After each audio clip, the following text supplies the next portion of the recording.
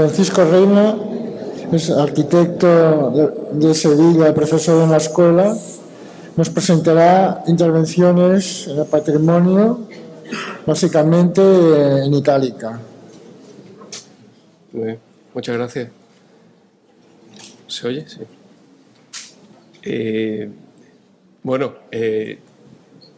Muchas gracias por la invitación al curso. Voy a presentar... Perfecto. Voy a presentar algunas intervenciones realizadas en el conjunto arqueológico de Itálica, que es una ciudad... Ahora lo voy a contar un poco el contexto.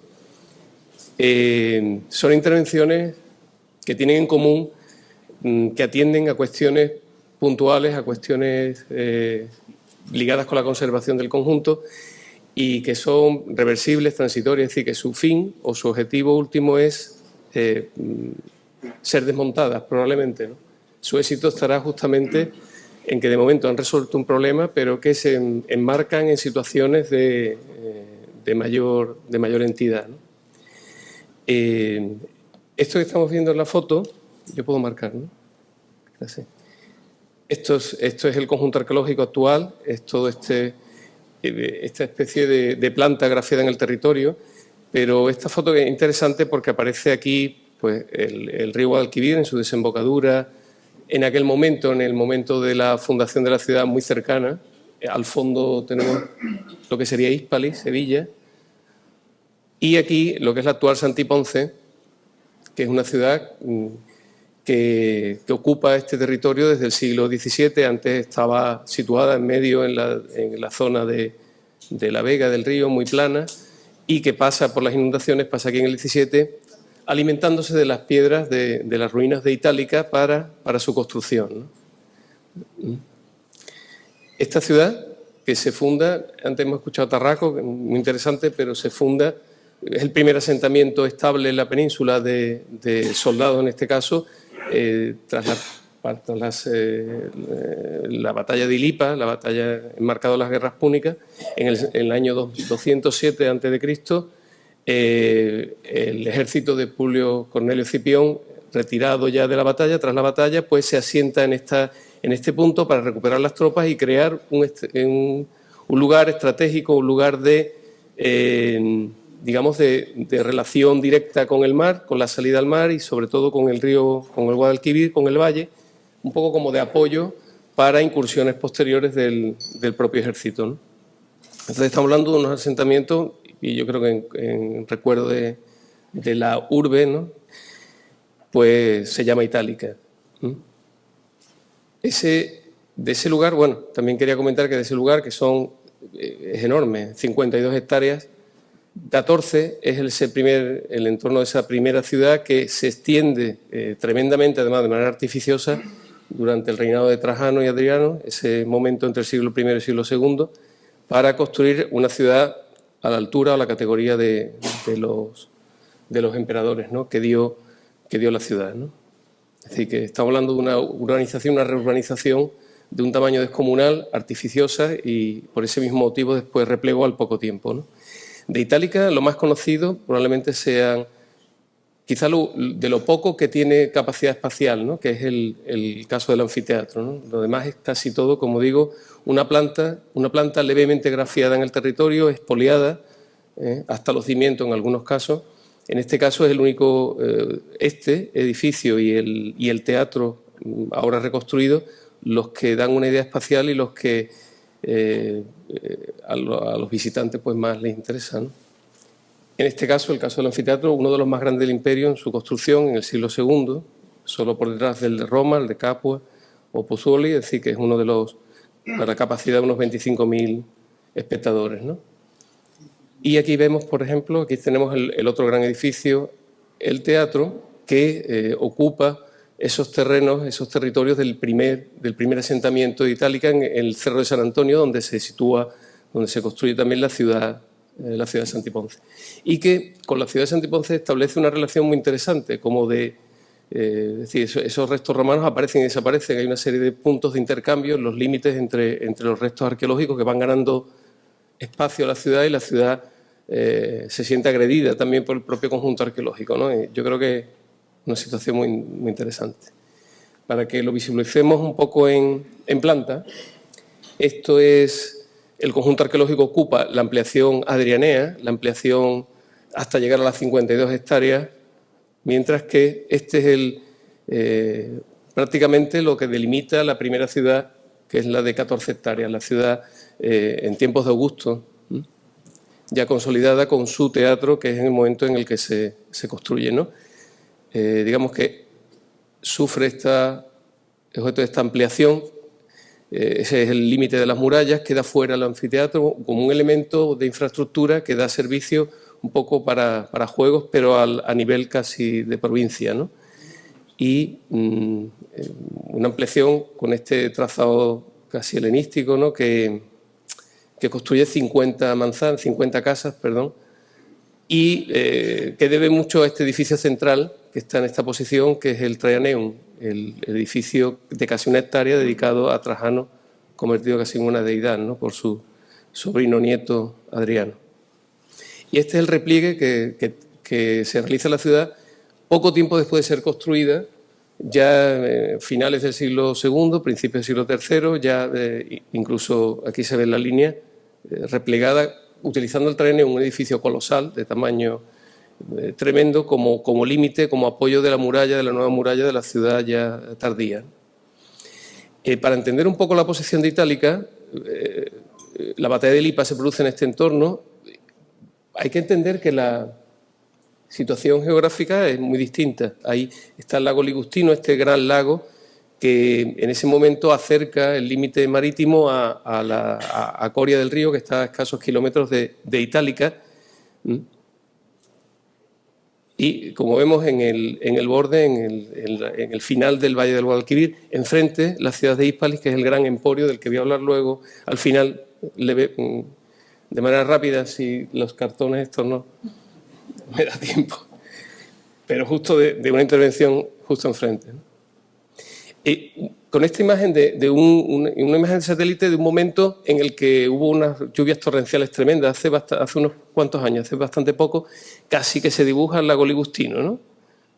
Todo esto de aquí, casi que se dibuja, son las marismas que van hasta Sanlúcar de Barrameda, todo eso aparecían ciudades como Lebrija en medio, como ciudades casi emergentes, ¿no? sobre ese borde marítimo, ¿no? En ese sentido hay que entender Itálica como un lugar cercano al mar, un lugar cercano o en las rutas de salida del mineral tanto de Sierra Morena como de la Sierra de Huelva, es decir, que es un sitio bastante estratégico.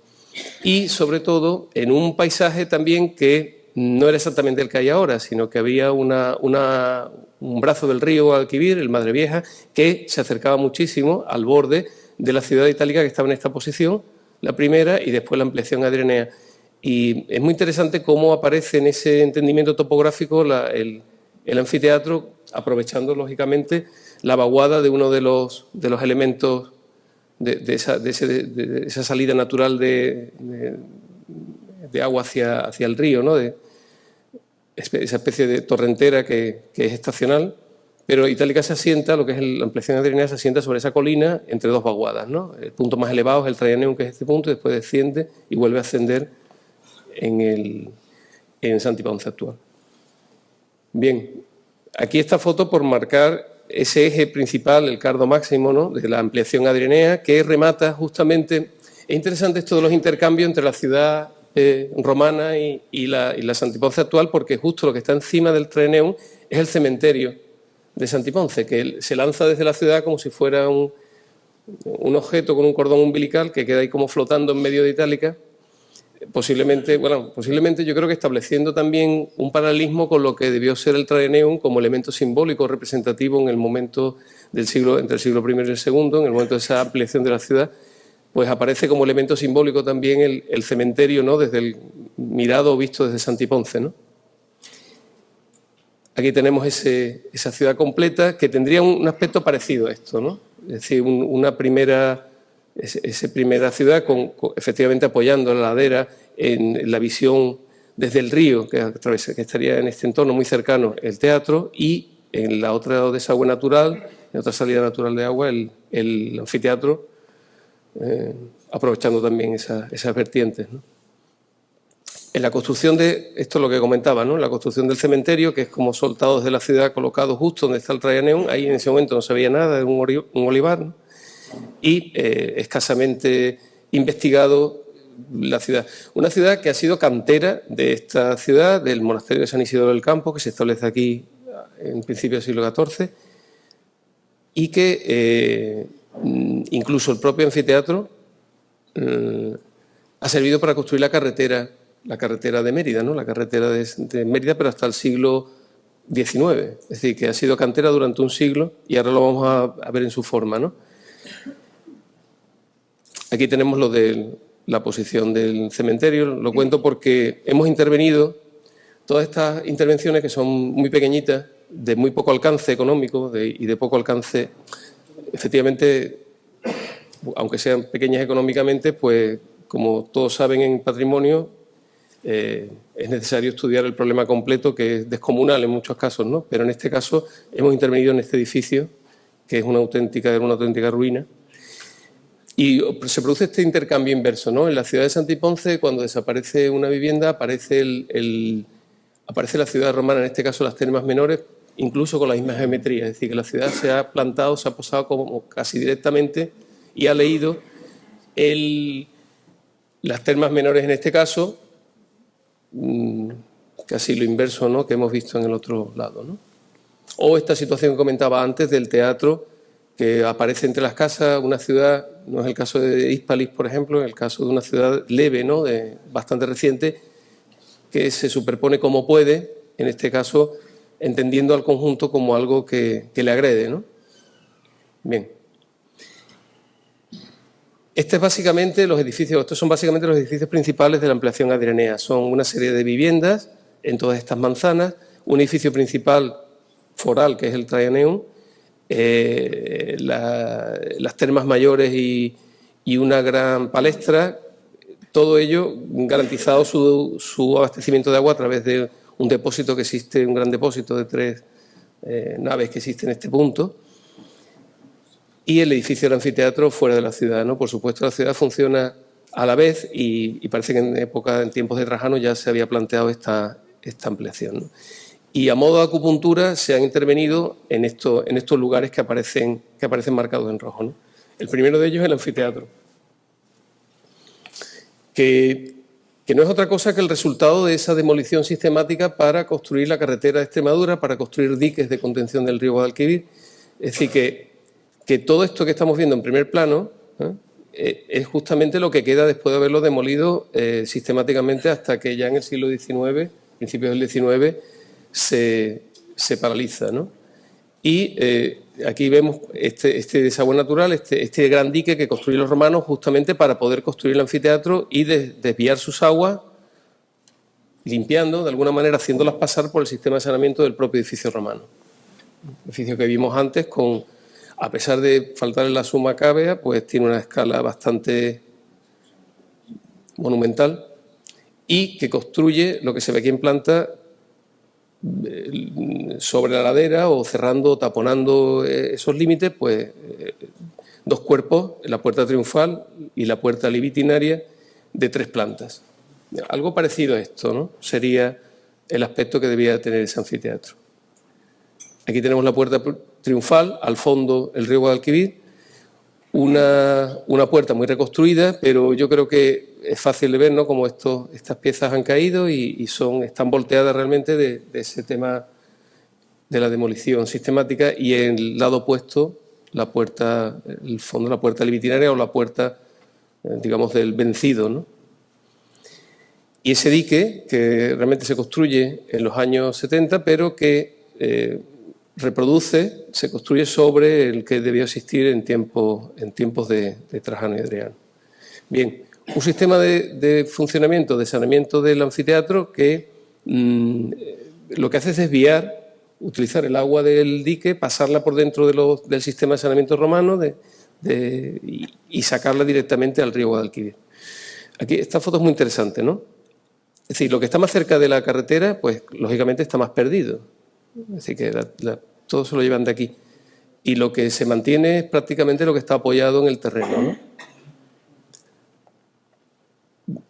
Voy a comentar una intervención aquí que se produce porque aquí tenemos los restos que quedaban de la puerta triunfal, muy reconstruida, pero la puerta opuesta, la libitinaria, se conserva bastante bien porque justamente el fallo del dique, que ya empezó a fallar en tiempos del siglo III, siglo IV, empezó a fallar, pues produjo pues, el aterramiento por lodos, fangos de toda la fachada trasera, se conservó bastante bien, pero ha seguido dando problemas hasta ahora. El circuito de visitas al anfiteatro se quedaba cortada en ese punto y se llenaba continuamente de fango. Entonces, esa fue la intervención. Esta es un poco la puerta trasera que, como ven, sí conserva elementos con, por lo menos hasta el primer nivel, bastante completos, ¿no? Incluso aquí, esto que es fábrica romana, anulando el acceso a una de las galerías del anfiteatro. Bien, esto es la intervención. El conjunto tiene el problema de que toda esta zona se sigue enfangando, se sigue negando, entonces lo que planteamos es algo parecido a lo que ya los romanos hicieron, que fue la cloaca perimetral que rodeaba el edificio. Planteamos hacer un segundo anillo que llevara el agua a la cloaca perimetral, un segundo anillo que fuera un pozo, también fuera un sumidero lineal y arenero, ¿no? Para limpiar esos posibles lodos, ¿no? Y retirar un poco la pendiente y suavizarla, ¿no?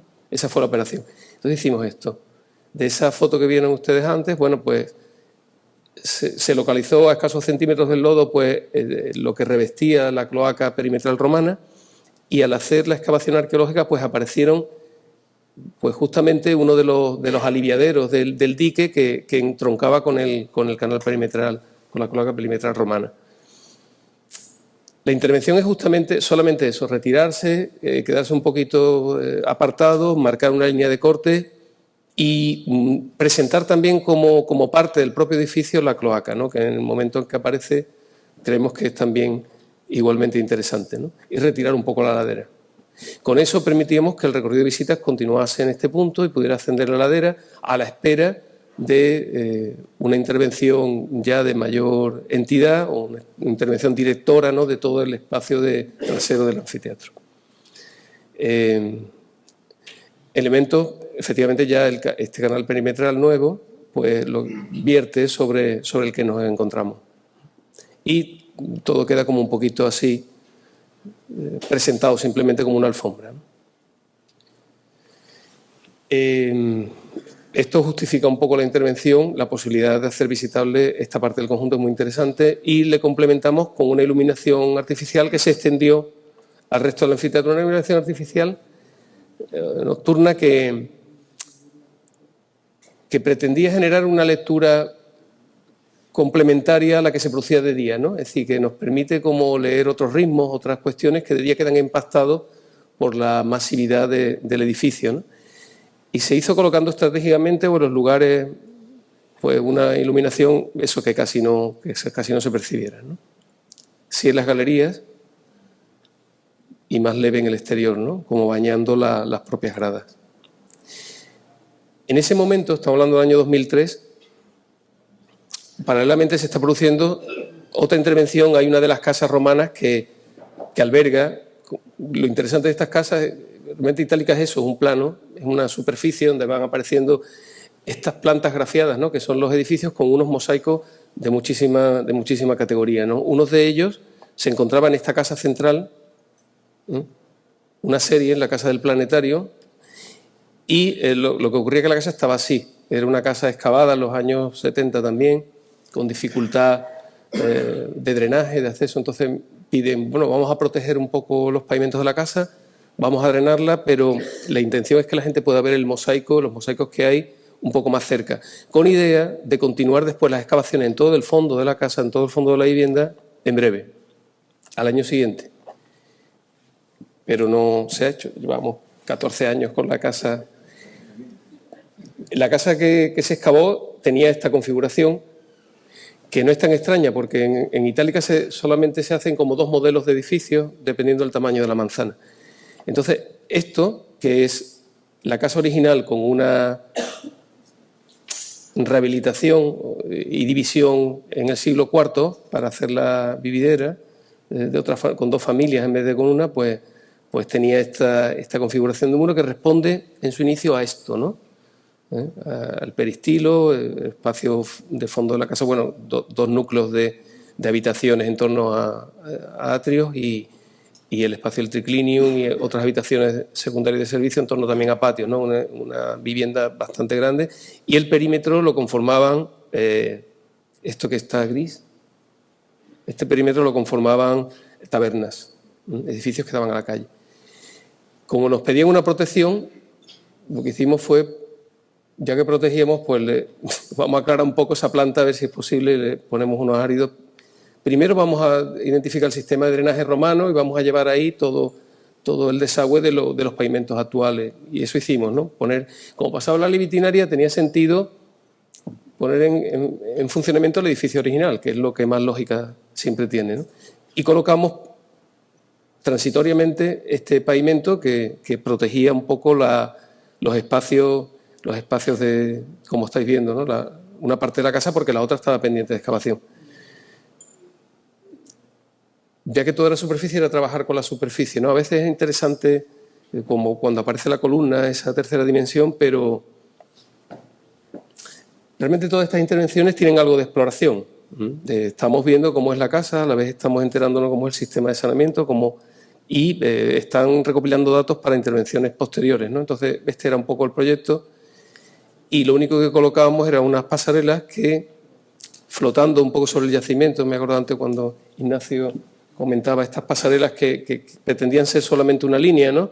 Que te preparan para ver algo que está al otro lado, lógicamente, por encima de un muro que debería existir, pero que está arrasado y no existe, ¿no? Le dan una cierta calidad, ¿no?, a la hora de asomarse y flotan un poco sobre el yacimiento, ¿no?, que se ven aquí. Bien. Introducen también una nota de cromática en el árido paisaje de la ciudad, ¿no?, que en verano es tremendo, pero es bonito las colinas y cómo reverbera un poquito el tratamiento de este elemento, ¿no? En ese paisaje, ¿no?, se ve aquí, pues, levemente, y yo creo que era suficiente, porque no, además yo creo que tampoco sería una cuestión extensiva a todo el conjunto. Pero en ese momento, yo creo que ya animados por esta situación, aquí existía un debe con el conjunto arqueológico, con la ampliación adrenea, que era el edificio que le dio sentido a su urbanismo, que es el Traianeum. El edificio pisado por la carretera del conjunto. Y se pensó, bueno, podría ser una buena estrategia marcar por lo menos que el edificio está aquí. Y protegerlo, porque del Traianeum, a diferencia de este, que todavía se conservaban unos muros, del Traianeum no se conservaba nada. Nada, porque había dos caleras situadas en los extremos. ¿Ya? Bien, pues voy corriendo. En los extremos del yacimiento, que permitieron, cargárselo por completo. Es decir, las caleras lo convirtieron en polvo de cal. Una estaba aquí, otra estaba aquí. Y esto es lo que había del Traianeum. Hasta el punto que convirtió en valioso las huellas en negativo de las propias estructuras, ¿no? Esto fue cuando se excavó, en los años 70 también. Aquí todavía en Terrizo, la carretera del cementerio. Estamos viendo que no están los muros, que lo que se excavó fue buscando el muro y lo que había eran restos de la cimentación. Entonces eso nos llevó a una intervención en la que podía ser interesante el edificio, como se podrán imaginar, ¿no?, con un templo central y un perímetro porticado. Así estaba. Es decir, estos son el apoyo de la cimentación. Proponíamos un poco esto, ¿no? Es decir, bueno, vamos a construir el negativo, vamos solamente a soportar las tierras que construirían ese perímetro y solamente vamos a restituir la cota de suelo romana, la cota de la plaza interior. Y sobre todo, marcando esta estrategia de hacer evidente la agresión de la carretera del cementerio. Aquí se ve. La restitución solamente del plano del suelo provocó la aparición del edificio en el paisaje de una manera, yo creo que transponiendo las escalas, muy similar a lo que ocurriría en el caserío romano cuando se construye el Traianeum, ¿no?, como un edificio que sobresaldría en escala por encima del caserío. Con gaviones, ¿no? Se utilizaron gaviones en el perímetro, gaviones que quedaron retrasados, gaviones que se colocaban en la línea, digamos, que quedaría grafiada por la propia estructura, ¿no? y que al llegar a la carretera, pues sin piedad, pues se dejaba que la carretera evidenciara cómo se había construido, que simplemente era un relleno sobre el edificio, ¿no? Bien, aquí está el edificio ya intervenido. Y la última intervención en itálica que iba a comentar es justamente la del teatro, que no me va a dar tiempo, la última. Voy a intentarlo. El teatro es este edificio que comentamos antes, que guarda esa relación con la ciudad, muy excavado en los años 70 también, muy reconstruido posteriormente en el año 2000. Aquí hay algunas fotos históricas. Yo no intervengo en el teatro hasta la intervención que voy a decir ahora. Esto es el momento de la excavación, el momento de las primeras restituciones. Un teatro que se pensó que era monofásico. Esto es una vez reconstruido, en el que se restituyen una serie de gradas, una serie de subestructuras de la zona oeste, ¿no? Y, como ven, pues apoyado en la ladera y apoyado sobre otras estructuras previas augusteas, ¿no?, que existían como borde de la ciudad.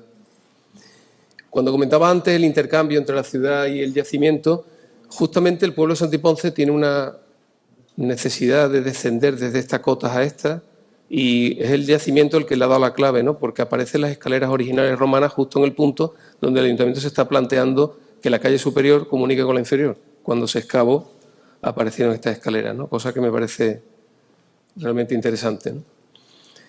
Y en esta situación lo que se pide es habilitar el edificio para los festivales de teatro que se organizan allí todos los veranos y que no está preparado para recibir ni para, por supuesto, el graderío, ni siquiera los accesos, ¿no?, para recibir a ese público. Entonces, ese edificio, que se ve aquí en naranja, el original, pues va sufriendo sucesivas ampliaciones hasta épocas de Adriano, cuando la ciudad crece, que ya se construye una gran pieza arquitectónica, una gran escenografía que abraza una serie de templos en la parte superior de la ciudad. La operación arquitectónica es esta, es colocar simplemente una protección para las gradas originales que todavía perviven, no las restituidas. Un sistema de recorridos que permite el acceso por el trasdos ampliado. Y lo que hicimos fue superponer un sistema de superficies, ¿no? En este caso son simplemente unas láminas de panel fenólico con una estructura metálica que se apoya en algunas llagas entre las piezas originales, con lo cual no impiden que las piezas originales sigan siendo vistas. Es decir, que el graderío original se continúa viendo a pesar de tener la protección, ¿no?, como una serie de superficies que flotan sobre la grada, generando un poco esta imagen o esta visión desde la orquesta o desde la escena, y que cuando se monta un espectáculo, bueno, pues produce este efecto, ¿no?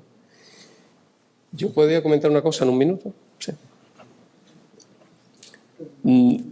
Todo esto que parecen arquitecturas efectivamente son leves y como ven ustedes, pues económicamente también muy ajustadas. Tiene un carácter transitorio, reversible, pero he tenido la oportunidad de intervenir en un lugar muy emblemático de Sevilla, que tiene mucho que ver con Itálica, sobre todo porque era la zona que se entiende que estaba al puerto de la antigua Hispalis, que es en el patio de banderas del Alcázar de Sevilla, donde se ha hecho una excavación bastante potente, donde han aparecido restos. Esto es el Alcázar, es en este elemento. Curiosamente es una zona del Alcázar, es una parte del Alcázar que no pertenece al Alcázar. El Alcázar es a partir del patio de bandera hacia el sur, hacia esta punta, ¿no?, que es donde discurría el río Tagaretti y el Guadalquivir, bastante cerca. Pues no pertenece porque no se hizo ese acuerdo de cesión en la República, no se concluyó, y desde entonces hay una reclamación continua del Alcázar por ese territorio que él es propio y que está hablando de los fundamentos del colosal complejo medieval y posterior hasta el siglo XXI, ¿no? Ese patio de banderas es esto, lo que se llama por los arqueólogos el recinto 1 o el primer Alcázar, ¿vale? Es decir, que el Alcázar propone excavar aquí, que le permite, porque es espacio público, para intentar de alguna manera o ambiciona incorporar en un futuro este edificio, ¿no? O esta parte importante, ese primer alcázar está en la frontera del siglo XI. Este es el espacio y se realizó, esta es la puerta por donde se sale del alcázar, la puerta del Apeadero, construida por Leonardo Resta en el siglo XVII, pero esta fue la excavación, la superexcavación que se hizo en este punto. Excavación que sacó a la luz, de 700 metros cuadrados, que sacó a la luz. Todo esto que están viendo aquí abajo pues son pavimentos pertenecientes a unas estructuras portuarias de tiempos de Julio César. Potentísimos, con incluso algunos muros de opus africano de bastante altura, de hasta 3 metros en la zona norte, y con un frente porticado en la cercanía del Alcázar, justo en la caída, en el aterrazamiento natural hacia el río, que posiblemente, según los arqueólogos, daría frente a un espacio foral, un espacio dedicado en este caso a Isis. Esta es la sección del yacimiento, lo que aparece también más alto, a una cota superior, los restos de una zona monástica, siglo V, pero esto es prácticamente la estructura romana, que obedece a eso, a un sistema de naves, de almacenes portuarios que tendrían en su límite sur, darían fachada a ese espacio foral. Yo estaba contento porque me iban a encargar la cripta arqueológica, que iban a poner en valor estos restos, y de hecho empezamos a proyectarla. Y que era este espacio. Entonces propusimos un espacio que podía ser el tránsito justamente desde la puerta del Apeadero hasta la puerta original del primer alcázar que se conserva dentro de una de estas viviendas. Entonces, bueno, pues podemos pasar por dentro, pinchar en el propio Apeadero, atravesar las ruinas y salir por la puerta, como una vuelta en el tiempo, ¿no? Hay algo de capas en todo esto que estamos viendo y en este caso se aliteran todas esas capas, ¿no? en una única secuencia, ¿no? Ese proyecto que era esto, y que no es el motivo hoy, pero era un paso subterráneo a través de todo ese patio de banderas, abstrayendo un poco del yacimiento. No fue posible porque el ayuntamiento, y por los tiempos que corren, ¿no? decidió que estos nos olvidábamos y se tenía que tapar, pero inmediatamente. Y se tenía que tapar volcándole camiones de lo que fuera. En poco tiempo. Entonces, pasó el encargo a ser proyecto de tapado y cubierta del yacimiento. Y entonces, quizás empleamos más tiempo en ver cómo lo tapábamos de manera reversible y transitoria, porque nadie se resistía a pensar que eso quedara tapado por mucho tiempo, sino que inmediatamente habría que destaparlo tan rápido como se tapara. Después de darle muchas vueltas, el sistema que empleamos constructivo nos permitió plantear un pequeño registro donde no tapar el yacimiento, porque propusimos cubrirlo con poliestireno, con bloques de poliestireno. Como pensamos, si tuvieras que mandar una pieza al museo, probablemente la envolveríamos en poliestireno, la meteríamos en una caja y la enviaríamos, ¿no? Pues hagámosle un molde al yacimiento, un molde de poliestireno y le ponemos una solera y seguro que, efectivamente. Esta fue la parte que propusimos, dado el sistema constructivo, propusimos que podía quedar vista, como poner menos poliestireno en una zona, ¿no? Y este fue un poco el asunto. La plaza que ahora mismo pisa todo el mundo es poliestireno, entonces hubo que calcularlo, lógicamente, para confinarlo, para evitar también que la subida al nivel freático produjera alguna elevación del suelo. Y en este extremo propusimos, que era el más interesante, porque nos hablaba de la potencialidad del yacimiento, del futuro espacio foral o incluso de la continuidad por debajo de él, pues propusimos dejar este espacio, que no le llamamos cripta, porque ellos no querían hablar de cripta, sino le llamamos espacio habilitado. Era este de aquí. Ese espacio habilitado, que es esa esquina de ahí, aquí había otro registro, hicimos lo de la caja, protegimos el yacimiento, geotextil, arena inerte, y empezamos a colocar el poliestireno utilizado en carreteras con bastante densidad para aligeramiento de taludes y se colocó muy fácil, muy rápido.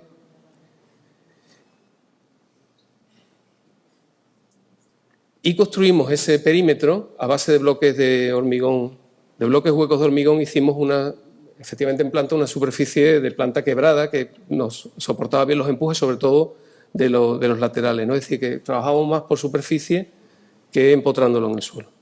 Apoyado en unas losas superficiales, le colocamos un forjado de vigas prefabricadas de 7 metros, lo máximo que pudimos encontrar, y cuando íbamos a colocar, colocamos una escalera y lo pintamos. Entonces, todo esto, como ven aquí, bueno, pues son losas, unas lositas, está apoyado sobre el suelo, todo esto lo desmontaremos. Y sí volamos al público, lo pasábamos por aquí y volábamos sobre el yacimiento para que se entendiera también que el yacimiento continuaba y que trasciende los límites de todo este suelo. Y bien, lo más interesante es esto, ¿no? Que donde colocábamos la escalera nos apareció, yo creo que la metáfora de todo esto que estamos hablando, y fue esta situación. Y es lo que le daba sentido a la ruina del propio puerto romano y probablemente del declive de la propia Hispalis, que fue un evento que convirtió el yacimiento en lo arruinó por completo. Debió ser un maremoto, una gran tormenta o algo parecido, están estudiando los arqueólogos, y sabíamos que era eso porque todo el sustrato que cayó que tapaba el yacimiento eran conchas marinas, probablemente que venían de Coria, muy cerca. Y eso provocó que hiciéramos el esfuerzo de mantener ese gran registro que nos estaba contando la historia del yacimiento, no solo ese momento de declive, sino también la superposición de los restos de visigodos y romanos tardíos y sobre él lo que fue arrasado para construir el propio Alcázar, que fue un barrio islámico muy interesante que estaba justo encima. Y esto fue lo que hicimos, dejarlo a la vista. Sí micropilotamos por atrás, fue lo único que micropilotamos, con 10 micropilotes, y la escalera se giró. Se giró porque toda esa burbuja de aire que hemos dejado ahí se giraba al bajar, ¿no? Es decir, girábamos un poco para darle sentido, hacíamos como el filtro, ¿no? Desde el mundo romano, que tenía una geometría hasta llegar arriba, es decir, digamos que ese pequeño giro lo que le daba razón al mundo romano, y en el giro uno tangencialmente recorría ese registro estratigráfico y se colocaba ya de otra manera, ¿no? Y ya está. Me parece que es todo.